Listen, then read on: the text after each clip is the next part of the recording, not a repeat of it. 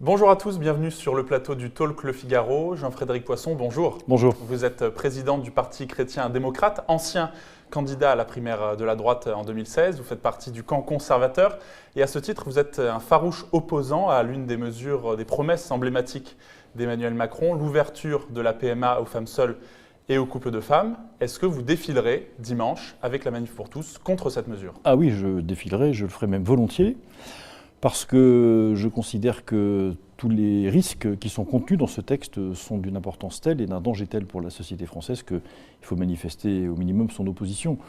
Pour n'en prendre qu'un, alors en dehors de tout ce qui concerne la filiation en tant que telle, le fait de priver de manière officielle et légale des enfants de leur père ou de leur racine paternelle, je suis très inquiet de la dérive marchande de ce texte. Vous savez, il y a une disposition qui prévoit par exemple que des établissements à but lucratif pourront désormais s'occuper de conserver des gamètes en vue des techniques d'assistance médicale à la procréation. Le fait de faire entrer la logique marchande dans cette dimension de la vie, de la procréation, est très problématique et montre bien la marchandisation de la société que nous contestons. Vous parlez vous-même de PMA sans père, le gouvernement parle de PMA pour toutes. Pourquoi est-ce que c'est un texte à risque selon vous? Mais parce cette que mesure qui a été votée déjà par l'Assemblée en première lecture la semaine dernière. L'article a été adopté mais pas la loi. C'est dangereux parce que vous ne pouvez pas délibérément priver un enfant de la référence paternelle de son origine.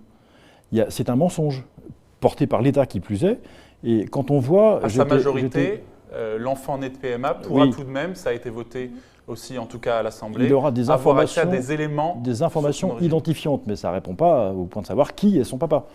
Alors, vous savez, quand vous parlez avec des représentants des associations qui sont constituées maintenant pour accéder aux origines, les enfants qui sont nés de PMA, j'étais avec l'une d'entre elles l'autre jour sur un plateau de vos confrères, cette quête incroyable, que je comprends d'ailleurs, qui conduit les personnes nées de PMA à essayer de savoir qui sont leurs parents.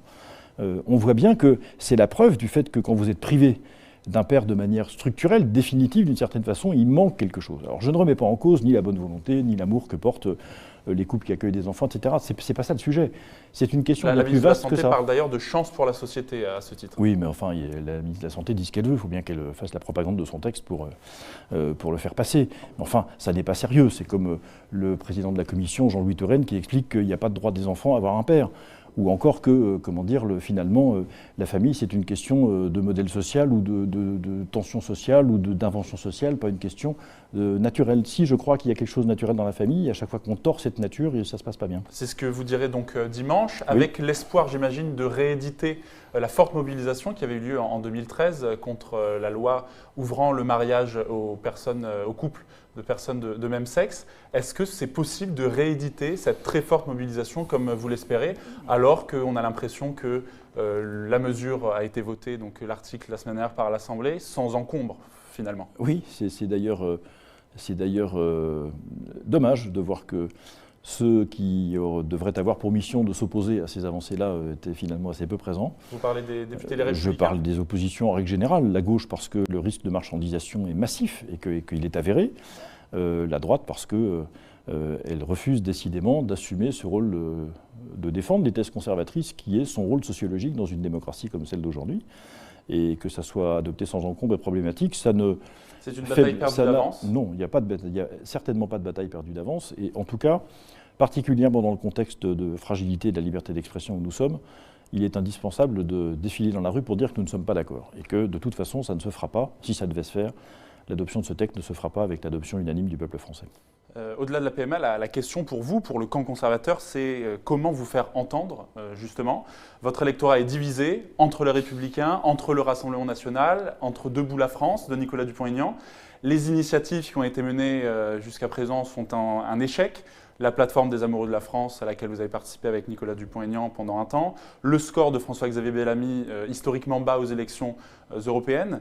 Beaucoup dans votre camp plaçaient leurs espoirs en Marion Maréchal-Le Pen, qui a déclaré il y a quelques jours qu'elle ne sera pas candidate en 2022. Est-ce que c'est un énième revers pour votre camp, non, le camp conservateur? Ce n'est pas du tout un revers. Je pense que l'analyse que vous faites et que vous présentez n'est pas juste sur un point. C'est celle d'échecs successifs. Oui, ce ne sont pas des échecs successifs. Ça n'a pas fonctionné en termes de traduction électorale parce que soit les circonstances ne se sont pas présentées, soit vous parlez des amoureux de la France parce que un des cofondateurs, et pas moi, a décidé de casser le jouet de manière incompréhensible, mais le temps où nous avons effectivement co-animé cette initiative, nous avons rempli les salles, les intentions de vote dans les enquêtes d'opinion étaient au rendez-vous, et donc il y avait la promesse de quelque chose qui démarre, certes, qui n'est pas massif, mais il y a une attente des Français sur un message de ce genre. Ils attendent quoi? Ils attendent que le message soit constitué et que de manière homogène, une offre politique leur soit proposée. Ça ne s'est jamais produit, cette promesse d'offre politique. Alors, ce que vous dites, c'est qu'il faut d'abord un programme avec des idées. Il faut d'abord un projet avec des idées qui soient précises. Le fait qu'on s'assure du fait que les Français sont bien en phase avec ce programme, qu'il n'y a pas de torsion entre ce qu'ils attendent profondément, c'est-à-dire le retour à des choses simples en définitive. Et c'est ça qui fait. C'est quoi ces choses simples? La présence de la famille comme un socle incontournable de l'organisation sociale, un minimum de moralité publique, la stabilité des institutions, l'indépendance de la France, que ce soit militaire, diplomatique, environnementale, alimentaire, etc. Enfin, des choses qui sont basiques, parce que les revendications par exemple, c'est une question conservatrice pour vous? Ça devrait pour l'être, puisque qu'est-ce que c'est que l'écologie sinon le respect de la nature? Le respect de la nature est presque par essence un terme conservateur. Donc c'est de revenir à des choses qui sont simples, basiques, et que, le néolibéralisme, avec son obsession du marché, a balayé. Donc ça, c'est la question de la profession de foi. Il y a aussi la question de l'incarnation. Quel leader pour porter ces idées? Ça viendra plus tard. Soyons un peu de gauche, pardon d'employer cette phrase un peu surprenante, soyons un peu de gauche. Imaginons que dans le monde où nous sommes, où effectivement un certain nombre de nos convictions sont contrecarrées, pour ne pas dire mises en cause par l'état des sociétés, eh bien nous avons d'abord un exercice de réflexion et de travail à faire, pas intellectuel de débat, un travail programmatique et de militance. Et une fois que ce travail programmatique et de militance aura été effectué, alors viendra la question de savoir qui doit piloter ou représenter éventuellement aux échéances de 2022, puisque c'est ça que vous avez en tête, un projet de cette nature. Aujourd'hui, très présent, qui sont vos alliés, par exemple? Le temps du chef n'est pas venu. Le temps du chef viendra. Les alliés sont tous ceux qui ont participé, par exemple, à la fondation des Amoureux de la France, à part le cofondateur de Ménard, par exemple. Par exemple, oui. Par exemple, maire de Béziers, Robert Ménard. Oui, par exemple, avec son épouse aussi. Son épouse députée. Oui, des cercles de réflexion qui sont intéressés à réfléchir à ces thématiques, des gens qui viennent de syndicats professionnels, des syndicalistes, des universitaires, des journalistes. Enfin voilà, tout ça est en train de se rassembler petit à petit. Réinvitez-moi à la fin de l'année ou au début du mois de janvier et je pourrais vous en dire davantage. Donc votre perspective, c'est celle d'une union des droites? Non. L'union des droites, vous ne la ferez pas. Pourquoi? Ça n'a pas d'importance, l'union des droites. Parce que vous ne mettrez pas sur la même scène des représentants et les caciques du Rassemblement national, les caciques des Républicains, et vous n'arriverez pas à faire en sorte que ça se termine en disant « embrassons-nous, Folleville ». Ça s'est pourtant passé de façon embryonnaire le week-end dernier. Alors il n'y avait pas des caciques des Républicains ou du Rassemblement national, mais des représentants de ces partis pendant la convention de la droite qui était organisée à Paris le week-end dernier. Oui, alors je ne suis pas sûr qu'ils étaient là en tant que représentants des partis. D'ailleurs, il n'y avait pas de représentants en tant que tête, des gens qui viennent à titre personnel, mais qui viennent de ces formations. Et merci à eux d'avoir eu le courage de venir parce que ça leur vaudra certainement un certain nombre d'ennuis. Donc pour vous, il n'est pas question d'union des droites? Non, ce n'est pas le sujet. Le sujet, c'est le rassemblement derrière un projet politique. Un projet politique conservateur de droite, vous en réclamez? Le conservatisme n'est pas de droite, exclusivement. Le vôtre, oui. Non, monsieur. Quand je me bagarre contre la libération du travail du dimanche, à votre avis, c'est un sujet de droite ou de gauche? Quand nous essayons de faire en sorte que les détenus aient un meilleur sort en prison pour éviter d'en fabriquer des récidivistes, est-ce que vous pensez que c'est un sujet de droite ou un sujet de gauche? Votre parti a longtemps été allié aux Républicains. Oui, mais vous êtes présenté à la primaire de la droite et du centre. Cher monsieur, je sais où je suis, je vous remercie beaucoup. Et effectivement, nous avons noué des alliances avec des partis qui sont dans le camp de la droite, c'est exact. Mais si on continue de croire que la droite française résumerait à elle seule et dans ses propres frontières un projet politique qui soit capable de parler à l'ensemble des Français, on se trompe. Donc si je comprends bien, la question n'est pas l'union des droites, mais l'union des conservateurs de droite et de gauche. La question est l'union des Français derrière un projet qui leur parle et qui résout leurs difficultés. Ce projet ne peut pas être considéré comme exclusivement de droite au sens où habituellement on l'entend aujourd'hui. Voilà. Vous-même, vous dites conservateur social. Oui, absolument, c'est exactement ce que je suis. Vous avez à ce titre pris la parole le week-end dernier pendant cette convention de la droite où il y avait des personnalités, donc on l'a dit, de tous bords, un élu des Républicains, un élu du Rassemblement national, Gilbert Collard. Il y avait aussi le maire de Béziers, Robert Ménard, Marion Maréchal Le Pen et Éric Zemmour, qui est par ailleurs chroniqueur au Figaro, avec des intellectuels.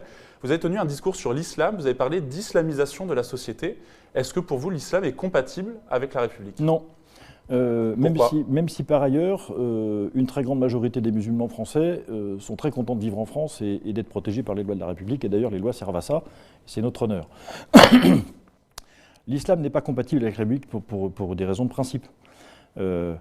En admettant que notre République serait fondée sur 5 grands principes qui sont d'ailleurs notre devise et des principes constitutionnels de très grande importance, liberté, égalité, fraternité, dignité, laïcité, sur aucune de ces grandes notions, aucune des 5, la doctrine de l'islam n'est en phase avec ce que proposent et ce que souhaitent nos institutions et nos lois.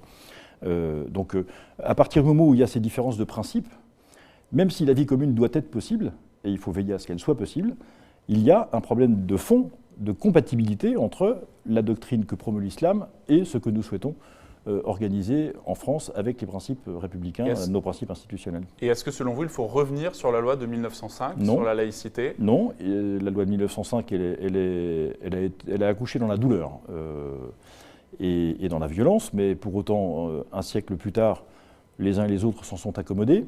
Ce serait très compliqué en plus politiquement d'y revenir. En revanche, je pense que très clairement, dans la mesure où il y a, et on constate, des entorses très fréquentes aux principes garantis par cette loi de 1905 de la part d'un certain nombre de mosquées, de centres culturels islamiques ou des choses comme ça, je pense qu'il faut renforcer les contrôles sur un certain nombre de centres culturels qui sont en fait des centres de culte et en fait des centres de propagation de l'islam avec le soutien des États musulmans. Les États musulmans l'ont écrit, publié, voté il y a 20 ans. Et donc, ça a été l'objet d'une de vos publications récemment. Oui. Vous avez, à l'occasion de cette convention de la droite, toujours applaudi le discours d'Éric Zemmour, discours sur l'islam et sur l'immigration. À ce titre, une enquête a été ouverte contre Éric Zemmour pour injure publique et provocation publique à la discrimination, la haine ou la violence. Il a parlé dans son discours d'invasion, de colonisation, d'occupation. Est-ce que vous souscrivez à cette analyse?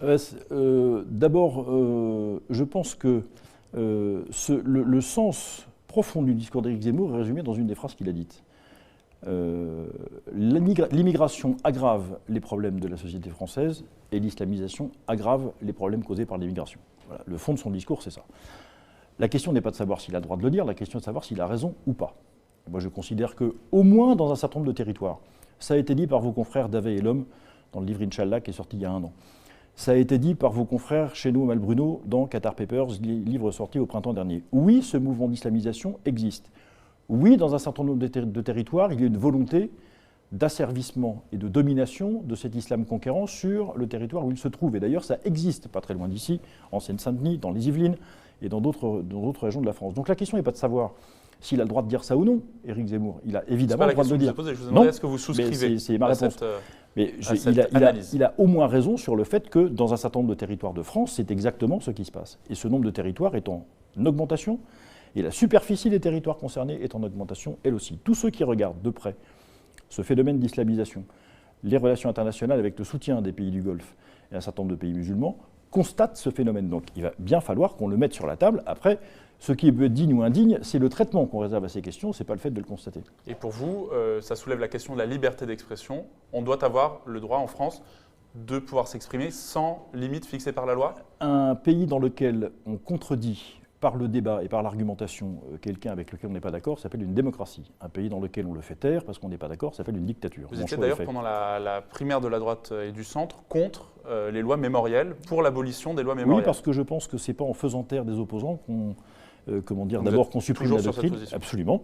Et je pense qu'il y a d'ailleurs, vous n'observez pas, ni moi, le fait que l'antisémitisme est reculé en France grâce à l'application de ces lois mémorielles, c'est même plutôt l'inverse. Donc je pense que, même si c'est difficile et très douloureux d'entendre un certain nombre de propos qui sont indignes pour certains d'entre eux, la responsabilité du débat public, c'est de les contrer par l'argumentation et de convaincre.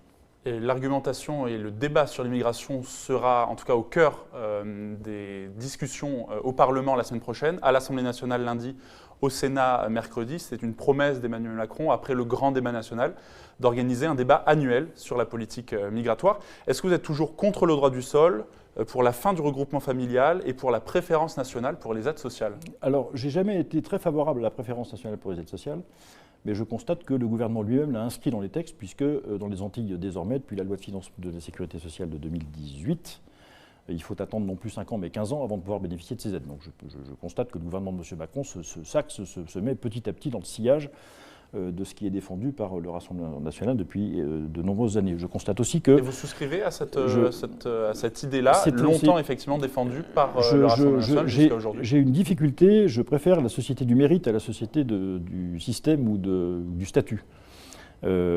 C'est ce qui me rend très très hésitant sur la question de la préférence nationale. Et sur la question du droit du sol, vous êtes toujours opposé? Le gouvernement, oui, j'ai demandé pendant la primaire que le droit du sol soit suspendu dans son application pendant 5 ans, pour se donner un peu d'oxygène et comprendre ce qui se passe. Mais j'observe là aussi, oui, avant une forme d'expérimentation, si vous voulez, même si expérimentation, en ce qui concerne l'obtention de la nationalité, est un mot un peu trivial.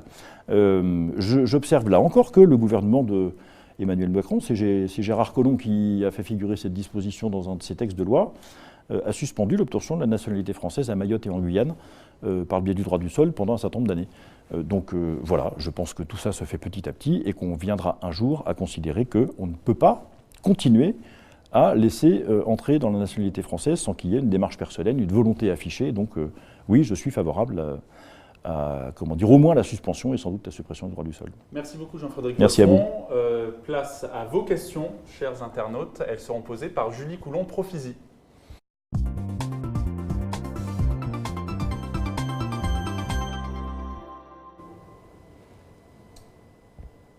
Julie Coulon-Profisi, c'est à vous.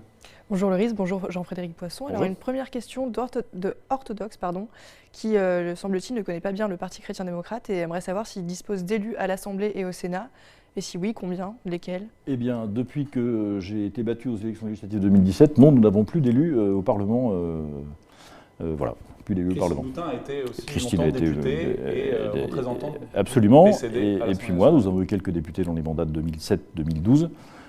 Et voilà, quand j'en suis sorti, depuis, nous n'avons plus de parlementaires. Nous avons plusieurs centaines d'élus locaux, une douzaine de milliers d'adhérents dans toute la France et beaucoup de sympathisants. Et des candidats aux municipales, est-ce que vous serez présent pour cette prochaine Le Parti chrétien-démocrate participera aux élections municipales par le biais soit de ses élus sortants, soit de nouveaux candidats. Vous avez quelques élus sortants sur le territoire? Qui choisiront, oui, il y en a plusieurs centaines, qui choisiront, principalement, mais pas seulement, qui choisiront en fonction des projets qui leur sont proposés et de la vision qui est proposée par les têtes de liste là où ils sont, ce qui veut dire que ça nous conduira à appliquer de manière très concrète cette position, à mettre en œuvre cette position qu'on évoquait ensemble il y a quelques minutes, de rassemblement autour de projets locaux, de gens qui viennent d'horizons très différents. C'est ce que nous essaierons de faire au municipal. Vous pourriez soutenir par exemple un Robert Ménard à Béziers, un Serge Federbusch à Paris? Ah oui, mais aussi, pourquoi pas, le maire sortant à Rambouillet, qui est des Républicains, ou bien... Vous êtes vous-même ancien maire de Rambouillet? Absolument, et encore conseiller municipal pour quelques mois.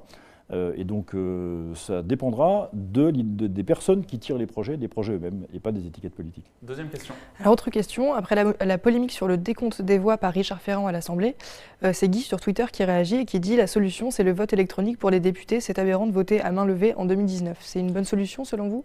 Oui, enfin, ça rallonge. Le vote électronique peut rallonger quand même sensiblement les séances, donc il faut faire attention à ça. Ce n'est pas la première fois que ça arrive, et tous les présidents de séance ont connu ce passage difficile pendant lequel ils ne savent pas très bien combien il y a. Bref, là, il y a une volonté délibérée du président de séance de faire passer l'amendement malgré l'opposition de l'Assemblée, ce qui est inique. Il a la loi pour lui. Il a raison de dire depuis son siège qu'une fois que le résultat de l'amendement du vote a été proclamé, il est acquis et il n'y a pas de possibilité d'y revenir, c'est vrai. Maintenant, c'est une péripétie, l'amendement n'était pas anodin, probablement. Maintenant, ce n'est pas le cœur du texte. Il y a d'autres moyens. Je pense que le vote à main levée fait partie des traditions aussi et de faire cette forme de souplesse d'organisation de l'hémicycle.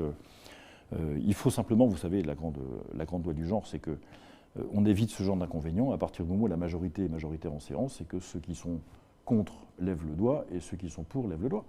Il faut un effet de masse. La clé, c'est la présence des députés en séance. Ce n'est pas la technique du vote. Troisième question. Autre question, c'est Je me mêle, donc il y a un fidèle internaute du Figaro qui vous demande que pensez-vous des analyses de M. Asselineau et est-ce que vous avez des idées en commun avec lui? Donc François Asselineau, ancien candidat à la présidentielle, est favorable donc, à la sortie de la France de l'Union européenne. Oui, je partage avec M. Asselineau l'idée qu'il faut quitter très vite et le plus vite possible, enfin abandonner cette organisation de l'Europe qui met sur la France une chape de plomb et à qui nous devons non pas tous les maux, mais une partie de nos difficultés, Je suis, moi, favorable à un système confédéral.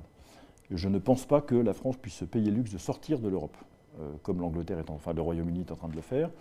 Et je pense qu'il n'y a pas d'Europe quand la France n'y est plus. Donc il y a une voie moyenne à trouver. Elle est très difficile parce que les institutions ne facilitent pas le fait de trouver cette voie moyenne. Modifier les traités, ça veut dire réunir une majorité, sinon l'unanimité des pays membres, sur un projet, c'est affreusement compliqué. Mais néanmoins, je ne vois pas d'autres possibilités, ni rester en l'état, parce que ça nous plombe, ni en sortir, parce que d'une autre manière, ce serait beaucoup trop risqué pour la France. Je ne suis pas sûr qu'on ait les moyens de le supporter. Donc la voie moyenne est à trouver, elle est très compliquée. Mais la Confédération, en un sens. La Confédération est une Europe de projets plutôt qu'une Europe de technocrates et de nations dissoutes. Alors une question d'orthodoxe toujours, êtes-vous pour la proportionnelle aux élections nationales ? Alors je vais répondre à orthodoxe de manière normande et pragmatique. Je pense que ça sera sans doute un peu dommageable pour l'équilibre des institutions de la Ve République, mais qui sont déjà très déstabilisées par ailleurs. Donc ça, bon. 20% proportionnel, je précise. C'est ça, c'est ce qui est en tout cas prévu. Dans la réforme des institutions. Mais je pense que, ça permettra aux Français de vérifier que ce n'est pas le mode de scrutin qui rend l'Assemblée nationale plus représentative, plus présente, plus travailleuse, plus intelligente. Ça n'a rien à voir. Mais donc faisons-le.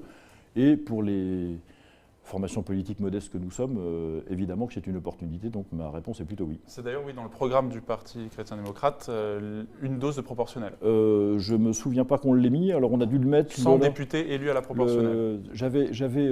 C'est une thèse qu'on a défendue pendant un temps, mais on n'a pas une option figée sur ce sujet-là, puis ce n'est pas pour nous essentiel non plus. Donc voilà, mais je vous réponds, oui, plutôt favorable. Alors une dernière question, donc Hervé Morin souhaite la venue d'Emmanuel Macron à Rouen. À ce propos, Tony dit le cas de Rouen est un dossier épineux, mais un président n'est pas élu pour régler ce genre de problème. Donc est-ce que vous êtes plutôt du côté de... Il a complètement raison. Ouais. Il y a des préfets qui sont les représentants de l'État. Ils sont d'ailleurs nommés par le chef de l'État en Conseil des ministres. Il y a des services de l'État localement. Il y a un ministère de l'Intérieur. Il y a un secrétariat d'État ou un ministère délégué aux collectivités locales. Il y a un ministère des Finances. Le chef de l'État, s'il donne l'habitude aux Français qu'il s'occupe de tout jusque dans le moindre de détails, je pense, d'une certaine manière, expose inutilement sa fonction et la dévalorise, ou du moins lui donne une dimension qu'elle ne devrait pas avoir. Ça ne veut pas dire qu'il s'en désintéresse, mais ça veut dire qu'il faut absolument que l'État s'occupe des Rouennais et activement et énergiquement, et qu'il le fasse pour de vrai, parce qu'on a l'impression que ça cafouille un peu en ce moment, même si ça doit être compliqué, mais ce n'est pas au chef de l'État. Le chef de l'État peut prendre la parole devant la télévision pour dire voilà ce qui se passe à Rouen et voilà pourquoi ça intéresse tous les Français, voilà pourquoi je vous parle. Là, il est dans son rôle. Mais ce n'est pas un préfet, le chef de l'État. Il n'est pas ministre. Donc qu'il laisse les représentants de l'État faire le travail sur le terrain. À chaque fois que le chef de l'État fait le travail d'un ministre, le ministre fait le travail du préfet, le préfet fait le travail du maire et l'autorité générale s'affaiblit. Il faut que le président de la République conserve une distance attentive à l'égard des événements, sinon je pense qu'il détruit ou il affaiblit sa fonction et de l'ensemble de l'autorité politique dans notre pays. Merci beaucoup Jean-Frédéric Poisson d'avoir été notre invité aujourd'hui. Merci à tous de nous avoir suivis. Rendez-vous demain à midi. Excellente journée à tous.